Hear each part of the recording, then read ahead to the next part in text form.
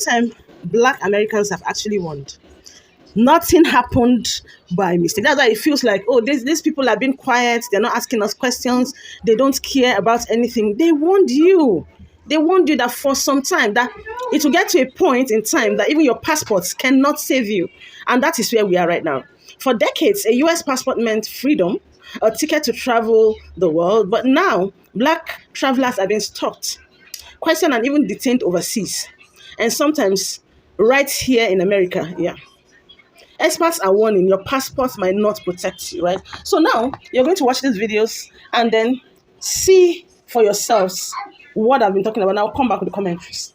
I just saw a video and it wouldn't let me stitch it, but this girl was talking about how the US passport just went from being the 6th most powerful passport to being 39th. And now there are certain countries that require us to apply for or purchase a travel visa in order to enter. They know that Americans are about to scatter like roaches. Americans are about to be the immigrants that they constantly complain about. Things are so bad here. They can't trust us to want to go back home. I don't blame them. They gotta put themselves first. The downfall of America goes crazy. Georgia really said, if you're darker than this piece of paper, you better have your passport ready on demand or we will be calling ICE. And it's crazy because so I woke up the other day, like everybody was in a panic. They were like, oh, if you're suspected to be undocumented, ICE is going to be called and Georgia's working with the sheriffs and all that stuff. I was like, this is crazy. Right after bed, I was like, this is crazy. But then I was like, it kind of tracks for Georgia. It kind of tracks. Mind you, this is the same state where I told a government employee my client was from New Mexico and the government employee said, well, your client's not a citizen. They need to be a citizen. New Mexico is a state in the United States. You see what I'm saying? So I wasn't shocked. And also, besides that, in my experience practicing immigration law formally, Georgia's extremely hostile to undocumented immigrants, which is, when I say undocumented immigrants, what I really mean is when some of these law enforcement officials think that the person is from Mexico. That's what they think, because really that's who gets targeted and that's who gets stereotyped. And it's crazy to me because undocumented immigrants are from all over the world or can be from all over the world. What I'm trying to say is you can't just look at somebody and be like, you're undocumented. I don't care if they have an accent or not. It doesn't mean that the person's undocumented. It doesn't mean that the person's not a United States citizen. It just doesn't work that way. So I go and I read this bill and it's basically like, Georgia law enforcement officials are supposed to work with ICE. If they think somebody is undocumented for whatever reason, they're going to run their information through ICE and make sure that they're not undocumented. If they are undocumented, they're going to give ICE a chance to pick them up. This is not super different from the way it was in 2015, 2016. I want to tell y'all that. But what happens in impact in real life is racial profiling like crazy. Racial profiling, people being held without bond for no reason. I remember handling a case where a person was very much a United States citizen, and was held in custody because he was suspected of being undocumented. It just feels like we're stuck in like this never-ending cycle. Like we'll have these laws that are, surrounded by racial profiling that hurt people. The laws will go away. Then something will happen and the laws will come back again. We see it in crime too. We'll see tough on crime, not as tough on crime, tough on crime, not as tough on crime. It's like we're stuck in this never-ending loop because we can't find the right solutions. And I don't know what the solution is, but I just wonder if there's a better way. I'm watching the Birthright Citizenship of Trump. If he's allowed, he may be able to start rounding up black people. So I was thinking to myself, like, what if they started rounding up the anchors on TV, the black anchors? And then, because we know where they are, right? We can see them every day. And the ICE agent just went in there and started rounding them up. Then went to the arenas and the stadiums and started rounding up all the athletes. And then the celebrities. And then black, predominantly black cities and towns and schools and just rounding up people. And I was like, where would they send us, right? And how Farrakhan says we're going to separate and have our own, because I feel like so much of this land belongs to us. We get part of the United States. So now we got part of the United States and it's all black, right? And if you're mixed race, you can choose to stay or come if you want to. But for the most part, what does that look like? What does that look like? We got a part of the United States that's ours. What does that look like? Fuck Donald Trump. Have you ever been to Atlanta? Yeah, nigga, fuck Donald Trump. Yeah, have you ever been to Atlanta? Yeah, fuck Donald Trump. Yeah, fuck Donald Trump. If you come here on vacation and you have a baby in an American hospital, that baby doesn't become an American citizen. If you're an illegal alien and you come here temporarily, hopefully, your child does not become an American citizen by virtue of just having been born on American soil. There's a very basic principle in American immigration law that if you want to become an American citizen and you've done it the right way, and the American people and their collective wisdom have welcomed you into our national community, then you become a citizen. But temporary residents, people who come in here, whether legally or illegally, and don't plan to stay, their children should become American citizens. I don't know any country that does that or why we would be different. Did this man just say that the 14th Amendment birthright citizenship was only meant for the babies of slaves? Let's talk about the history behind the 14th Amendment and why any discussion and debate around it should honestly be concerning for us all. The 14th Amendment was passed by Congress in 1866 and then it was ratified 2 years later in 1868. And no, it wasn't written to protect the babies of the formerly enslaved. It was written to correct deep injustice. After the Civil War, Congress needed to overturn the infamous Dred Scott decision that said that any black person, free or enslaved, could not be citizens of the United States. So the 14th Amendment made it plain. All persons born or naturalized in the United States and subject to the jurisdictions thereof are citizens. This wasn't an amendment just made for black people, but to help all groups by defining citizenship and protecting freedom, a right that used to be denied to a lot of groups. Because let's just say that defining citizenship before the 14th Amendment in the United States was discombobulated and discriminatory. Citizenship was usually defined by each state and by the concept of birthright citizenship that we inherited from British common law,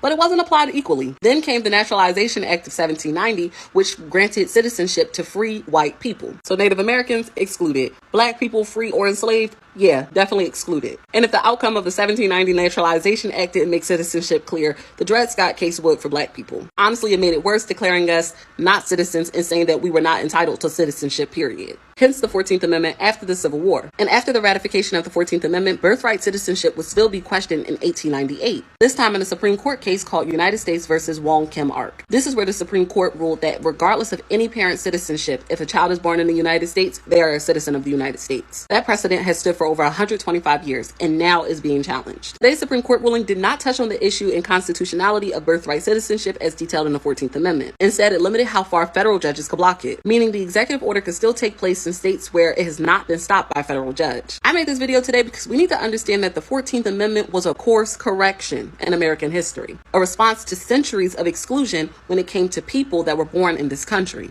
But now that we're seeing efforts from this administration to challenge and unravel that history, I have to ask you guys this question. If after the Civil War we fought to define U.S. citizenship once, why are we trying to do it all over again? This is why knowing the real freedom story and the true complex history of the United States is important. Because when we don't, or it's misconstrued, cherry-picked, twisted, we're bound to repeat the mistakes of the past, and we also don't understand how fragile freedom has always been for certain groups in this country.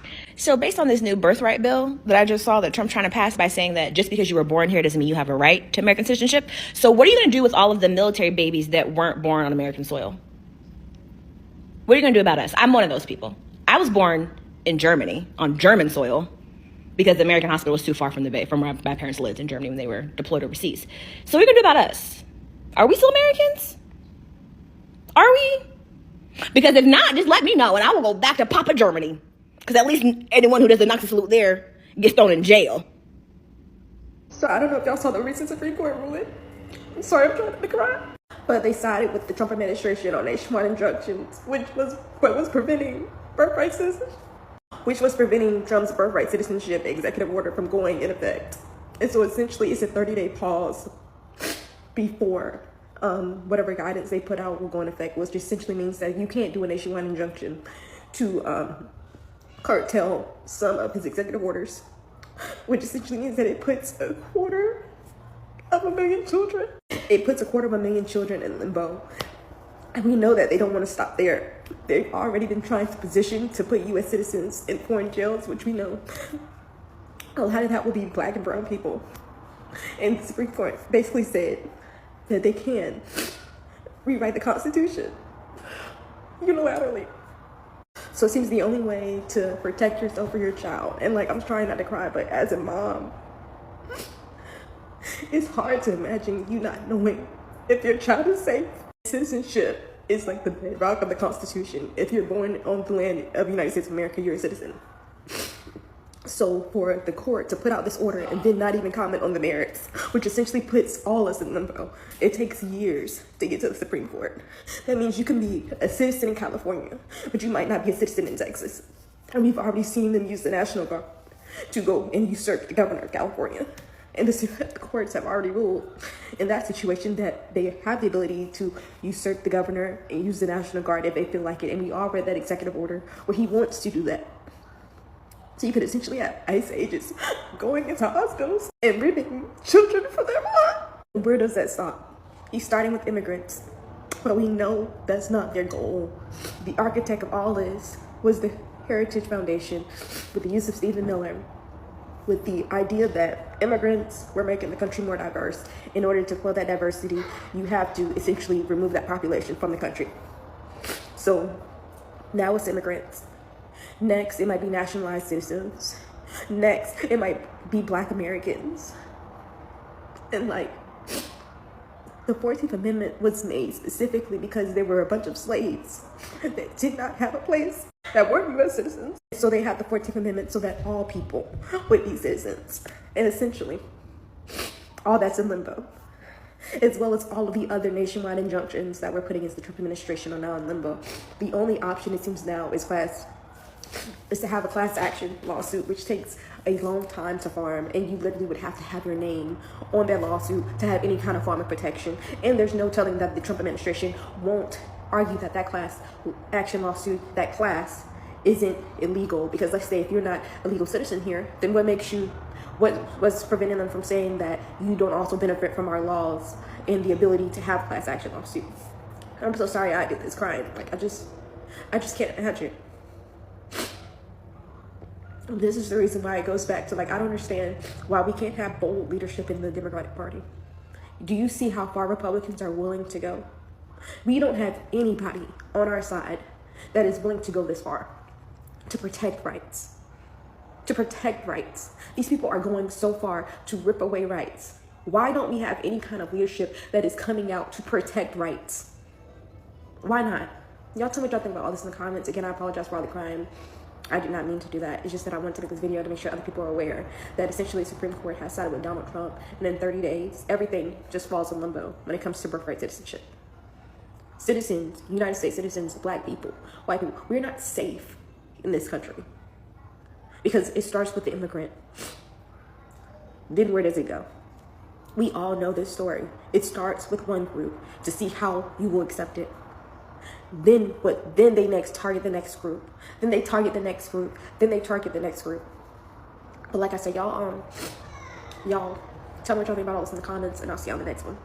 If you call yourself a proud American, please listen now. This is including all the people that don't consider themselves racist, but they are. This also considers everyone that is born here in the United States of America. The Supreme Court has just issued an allowance to end birthright citizenship that was being injunctioned by other court rulings. You know, there was other courts that were like, nope, we're not allowing that. Birthright citizenship is a birthright to be here in America. Doesn't matter where your parents are from. If you're born on this soil, you are American. Well, the Supreme Court, obviously we all know that they are much more conservative. They have now said that it is okay and that law or that ruling for Trump's administration can start to take effect. Now, if you're a proud American and you go by the Constitution, you go by the laws, then you should be pissed off because slightly and surely we are entering fascism and we are going to an authoritarian and dictatorship state. Please be scared. Please be wary. If you are American and you love the United States, this is against everything that we go for. And keep in mind, in our Constitution, the Founding Fathers did say that if our government is not being ruled by the people or for the people, you can overthrow them. So do what you want with that information. You heard what I said, right? You heard what I said. It's not new, right? Exactly. I hope you've subscribed, you've liked, and you're sharing these videos anyways. Now, that is why when the Latinos were being detained and they were being arrested by the ICE agents, they were complaining, oh, the black Americans, the blacks are not even coming out to protest with us. What the hell do you want them to protest with you for? They've tried all their best. They told you, especially those Hispanics and all of that. Instead of you to even accept what you're being told by them, you started joining hands, joining with their oppressors to make them feel bad. Right? That is why it feels like, oh, they're not even saying anything right now. They're just quiet and they're just watching. At the end of the day, they're just laughing because they knew these people. They knew MAGA. They knew the orange man. They knew all these things. They warned you. And some of you be like, after I'm citizens, do not forget they have birthright, whatever coming up. And some people who were actually born in that countries, they might also be going for them. Right? So you having a US passport right now and at this age, it's no longer a yardstick. It used to be luxury. Some people even take it as luxury. They do this way with it in the airport. But right now, it's no longer like that anymore. A lot of people now are being scrutinized, especially when you have this color, you're being checked. At least we've had so many people taken to the Alcatraz, taken to detention centers, being kidnapped by ICE agents, even after staying in America for up to 50 years. You can see.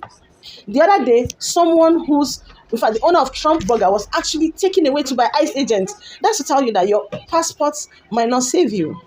Your passport might not be able to save you. So I hope you know this and you know peace, right? That is it. If you have not subscribed, please go ahead, subscribe, like. I want to see your chat in the comments. What do you think about this video I've done? Please do not forget that this place is a safe place for blacks to actually come air their views. You're free. People will actually reply in the comments, right? If I don't reply, people who knows better will also come there and reply. But then, right now, you may not be safe.